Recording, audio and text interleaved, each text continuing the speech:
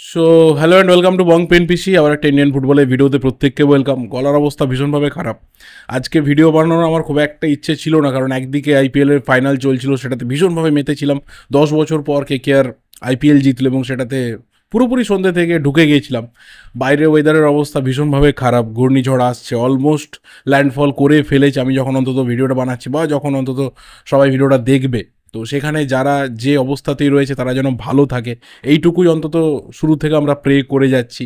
আমরাও যেখানে আছি অবশ্যই ভালো থাকার চেষ্টা করব, কিন্তু প্রকৃতির ওপরে কারো হাত নেই। আর তার ওপরে একটা ব্যাপার যে আমার নিজের শরীরের অবস্থা ভালো না, আমি জ্বরে ভীষণভাবে ক্লান্ত।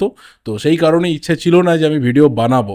বাট এমন একটা টাইমে আমি জাস্ট ডিনার করছিলাম, আইপিএলের ম্যাচটা শেষ হয়ে যাওয়ার পর, ফাইনাল শেষ হয়ে যাওয়ার পর প্রথম আপডেটটা ঢোকে আইএফটিডব্লিউসির থেকে, এবং তারপর তার কিছু মিনিটসের মধ্যে আপডেটটা ঢোকে 98 স্টপেজের তরফ থেকে, এবং তারপর তার কিছু মিনিটস পর মার্কাসকে অনেকে জিজ্ঞাসা করে এবং জানিয়ে দেয় যে যে আপাতত ব্যাপারটা রয়েছে এর সাথে আমি নতুন কিছু অ্যাড করতে পারবো না। অর্থাৎ একটা সিম্পল ক্যালকুলেশন এখানে ব্যাপার, যে এতদিন অবধি আমরা যেটা দেখছিলাম বা জানছিলাম বিভিন্ন মার্কেটের রিপোর্ট অনুযায়ী বা অনেক সোশ্যাল মিডিয়া পোস্ট অনুযায়ী, যে দিমিত্রিয়স ডিয়ামান্টাকোস এই সিজনের গোল্ডেন বুট উইনার, সে আপাতত কেরালা তো ছেড়ে ফেলেছে, এই নিয়ে কোনো সন্দেহ নেই, তাকে রাখার চেষ্টা কেরালা করেছিল, কিন্তু তার ডেস্টিনেশনটা আপাতত নাকি ইস্টবেঙ্গলের পথে। এবং আমি যে লাস্ট দুটো ভিডিও বানিয়েছিলাম, আর এখানে বলে রাখা ভালো যে রিসেন্ট রিপোর্ট এটাই যে না, ইস্টবেঙ্গল না, আইএফটিডব্লিউসি যেটা প্রথম ব্রেক করে জানিয়েছি যে ইস্টবেঙ্গলের সাথে তার টার্মস অ্যান্ড কন্ডিশনস এগ্রি হয়ে যাওয়ার পরেও কিন্তু এই ডিলটা ইস্টবেঙ্গলে ফাইনালাইজ হয়নি, এবং ডিয়ামান্টাকোস মুম্বাই সিটিএফসির পথে রয়েছে, সেখানে এসে সই করতে পারে। মুম্বাই সিটিএফসি এই ডিলটাকে হাইজ্যাক করতে নেমেছে, এবং দেখা যাক কী কী বাকি ব্যাপার রয়েছে যেগুলোতে ইস্টবেঙ্গলকে কোথাও মুম্বাই সিটিএফসি টেক্কা দিতে চলেছে, এবং বাকিরাও সেই ব্যাপারটাকে মান্যতা দিয়েছে। যেখানে ছিলাম যে আমি যে লাস্ট দুটো ভিডিওতে ডিয়ামান্টাকোসকে নিয়ে কথা বলেছি, হ্যাঁ গত কয়েকদিন আমি পজিটিভলি কথা বলেছি, কারণ সেই পজিটিভ ব্যাপারটা ছিল, কিন্তু তার মধ্যে আমি দুদিনে দুটো কথা বলেছিলাম।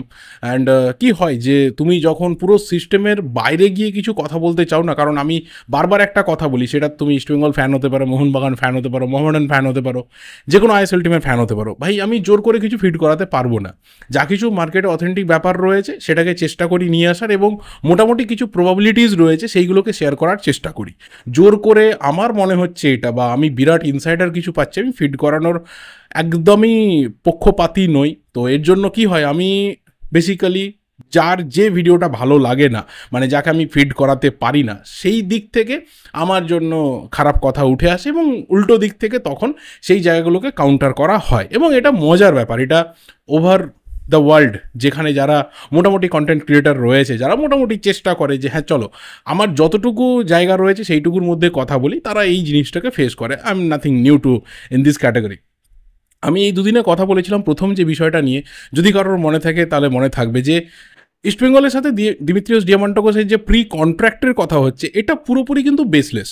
কারণ একটা প্লেয়ার যখন তার রেসপেক্টিভ ক্লাবের হয়ে লাস্ট ম্যাচটা খেলে ফেলে, বা তার ক্লাবও যখন সিজনের লাস্ট ম্যাচটা খেলে ফেলে, এবং সেই প্লেয়ারের যদি কন্ট্রাক্ট শেষ হয়ে যায়, তাহলে সেই প্লেয়ারটা সেই মুহূর্তে ফ্রি এজেন্ট হয়ে যায় এবং যে কোনো টিমে সে সিগনেচার করতে পারে। তো ইস্টবেঙ্গলের সাথে যদি ওর ডিল এগ্রি হয়ে গিয়ে থাকে, তাহলে প্রি কন্ট্রাক্ট নয়, ডিরেক্ট কন্ট্রাক্ট পেপারে সিগনেচার করবে। বহু জায়গাতে বহু ব্যাপার বলা হয়, একটা ড্রাফট পাঠানো হয়েছে, সেই ড্রাফটে সিগনেচার করে ফেলেছে, মানে এটা প্রি কন্ট্রাক্টে সিগনেচার করে ফেলেছে। বাট আমি সেটাকে কাউন্টার করেছিলাম, কিন্তু দেখলাম যে না, রিয়াকশনস পুরোপুরি নেগেটিভ আসছে।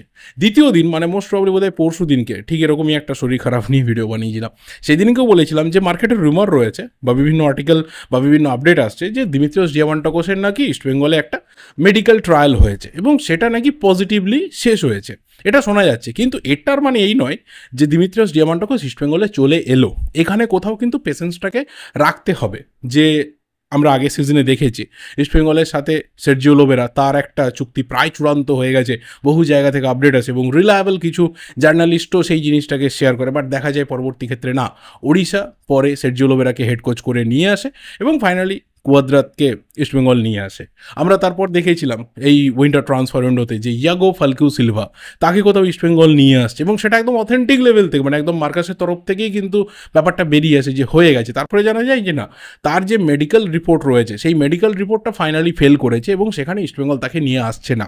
এই জায়গা থেকেই বলেছিলাম যে যদি তুমি সেন্সিবল ফ্যান হও, তাহলে জাস্ট এখান থেকে একটা ডিস্টেন্স মেনটেন করো। যখন হয়ে যাবে, যখন অথেন্টিক জায়গা থেকে আপডেট আসবে যে হ্যাঁ দিমিত্রিয়স ডিয়ামান্টাকোস ইস্টবেঙ্গলে সই করেছে, তখন তুমি সেটা নিয়ে অবশ্যই সেলিব্রেট করতে পারো। একটা ভালো প্লেয়ার সিগনেচার হলে যে কোনো ক্লাবে সেটা ভালো লাগে, মানে এটা এমন কিছু নতুন ব্যাপার নেই। আমিও আমার ফেভারিট ক্লাবে যখন একটা ভালো প্লেয়ারের সিগনেচার হয় আমি সেটাকে সেলিব্রেট করি। সেই প্লেয়ার পরে ফ্লপ হতে পারে, হিট হতে পারে, হোয়াট এভার। তো সেই দুটো ভিডিওর আপাতত যে নির্যাস, সেই নির্যাস থেকে এটা বোঝা যাচ্ছে যে ইস্টবেঙ্গলের সাথে তো কথাবার্তা পজিটিভ ছিল, একটা কোথাও এমন স্টেজ রিচ করেছিল যে স্টেজটা হয়তো ধরে নেওয়া যায় যে দিমিত্রিওস ডিয়ামান্টোকোস ইস্টবেঙ্গলেই আসছে। বাট পেন পেপারে সিগনেচার যতক্ষণ না হচ্ছে, যতক্ষণ না সেই প্লেয়ারটা তোমার অফিসিয়াল কন্ট্রাক্ট পেপারে সিগনেচার করছে, ততক্ষণ তুমি 100% নিশ্চিত হতে পারো না। তুমি ওই ডেটলের মতো 99.9%-এ তোমাকে আটকে থাকতে হবে যেই প্লেয়ারটা আমার ক্লাবে এলো কি এলো না। সেটাই আপাতত হচ্ছে, সেটাই বিভিন্ন মিডিয়া কিন্তু ব্রেকিং করে নিয়ে আসছে যে ইস্টবেঙ্গলের সাথে সব কিছু ডিল বা টার্মস এগ্রি হয়ে যাওয়ার পরেও সিগনেচারটা কিন্তু হয়নি বেশ কিছু কারণের জন্য। এর সাথে বলে রাখা হলো যে বাংলা থেকে কিছু মিডিয়া তারা রিপোর্ট করেছিল যে দিমিত্রিওস ডিয়ামান্টোকোসের যে ফিটনেস টেস্ট, সেই ফিটনেস টেস্টে নাকি ইস্টবেঙ্গল হ্যাপি নয়। আমি আবারও বলছি আমি জানি না, সেদিনকে আমি বলেছিলাম যে শোনা যাচ্ছে এরকম কিছু একটা হয়েছে, হয়ে থাকলে খুব ভালো কথা, এবং সেটা শোনা যাচ্ছে পজিটিভ হয়েছে, তাহলে আরও ভালো কথা, কিন্তু সিগনেচারের জন্য ওয়েট করতে হবে।